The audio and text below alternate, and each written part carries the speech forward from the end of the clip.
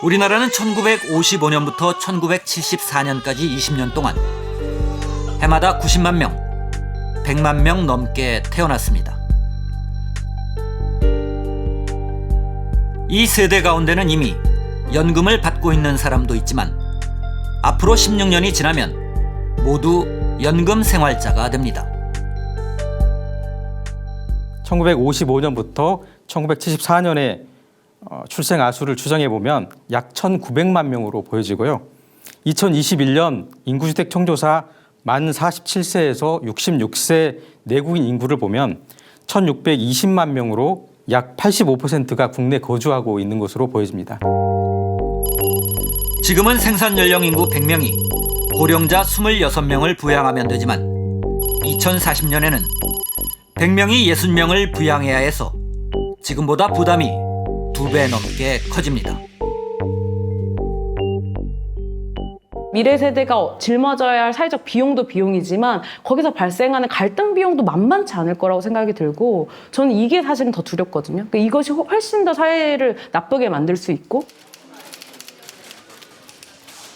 우리나라 국민연금은 1988년에 처음 만들어졌습니다. 당시 보험료율은 3%. 연금이 생애 평균 소득과 비교해 얼마나 되는지 보여주는 소득 대체율은 70%였습니다. 1998년 1차 연금 개혁에서는 보험료율을 9%로 올리고 소득 대체율은 60%로 낮췄습니다. 2007년 2차 연금 개혁은 소득 대체율을 2028년까지 40%로 낮추기로 했습니다. 그 이후 지금까지 그대로입니다. 특히 보험료율은 OECD 국가 평균인 18.3%의 절반도 안 되는 9%로 25년째 묶여 있습니다. 결국은 이 일을 수행하는 행정부, 국회의 의지와 노력이 저는 무척 부족했다고 보고요. 무려 25년 동안 9%로 동결돼 있었던 건데 지난 25년의 과정은 한국의 저출산 고령화도 무척 빠르게 진행된 시기이기도 하고 다른 나라도 비슷해요. 다른 나라도 비슷한 인구 도전에 부딪혀가지고 연금 개혁, 국민연금의 미래 지속 가능성을 위한 개혁을 고강도로 했거든요.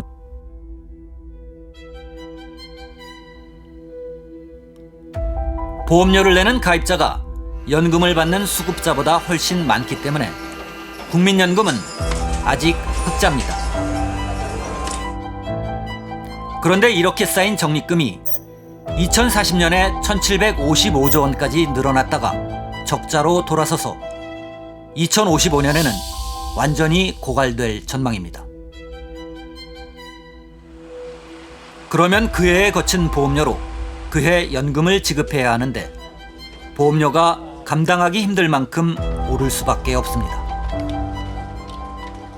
연금 보험료로만 소득의 30% 이상 훨씬 넘는 그런 수준을 이제 부담하게 되거든요. 국민연금의 재원, 조달 여기에 대해서는 뭔가 현재 아주 특단의 개혁 조치가 필요하지 않나 싶습니다. 특히 그 보험료 측면에서 연금 보험료는 18%가 아니라 그보다 훨씬 높은 수준이 돼야지 이 중립적인 그러한 그 제도 설계가 됩니다.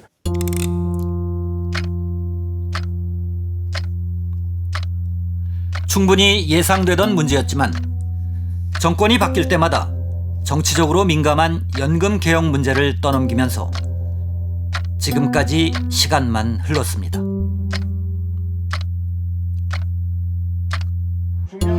이러면서 국민연금에 대한 불안감과 불신이 커졌습니다. 국민연금 관련해서는 저는 한 번도 시민들의 목소리를 제대로 들어본 적이 없다라는 생각이 듭니다. 실제로 시민들에게 당신의 보험료율이 이만큼 올랐을 때 얼마나 보장을 받고 또한 이 보장을 받는 것이 단순히 당신의 인생만 아니라 당신의 뭐 손자, 손녀 그리고 다음 세대까지 이 제도는 같이 갈 수밖에 없는 것이다라는 설명을 얼마나 해줬을까라는 생각이 들고요.